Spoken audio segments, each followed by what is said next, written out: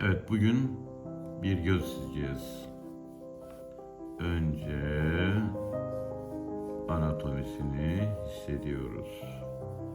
Alıyorsun çizgiyi şöyle.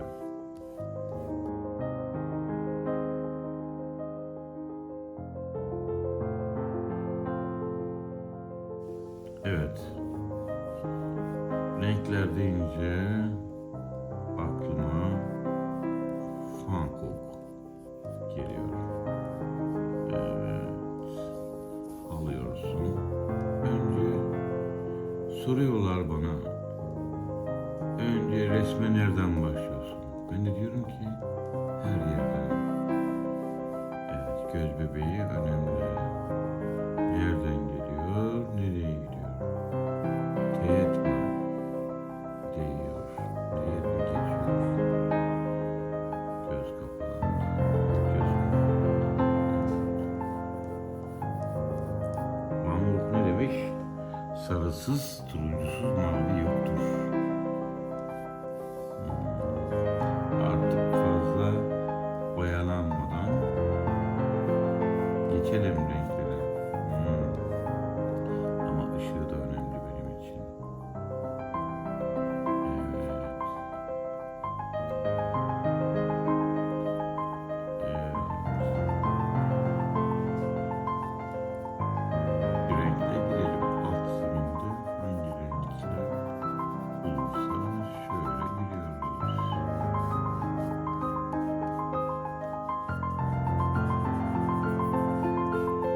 Bizi engelleyen ne var? Hiçbir şey.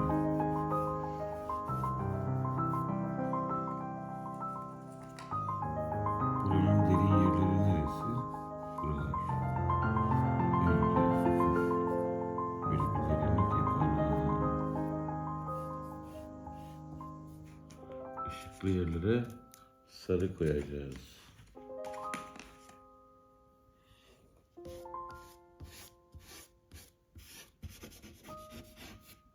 Nereler ışıklı? Buralar ışıklı. Hemen böyle bir form girelim.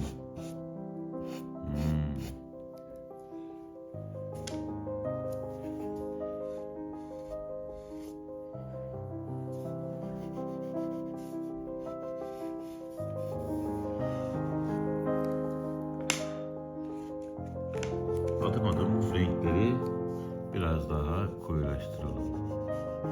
Renklerin saflığını, temizliğini uygulayalım. Evet. Yanlış mı çizdim? Altta kalır.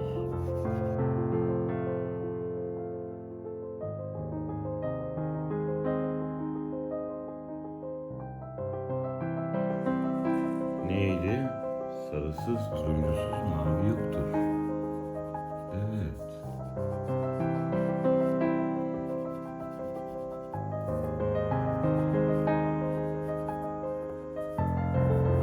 Sizce gözlerin ne renk olsun? Hafif çakır yeşili, su yeşili.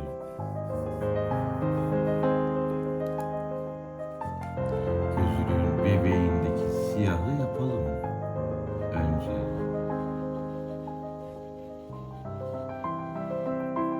Hmm. Konturlar. Evet, renklerin de konturu var. Bütün renkleri karıştırırsan ne renk olur biliyor musunuz? Gri. Gri, gri, gri.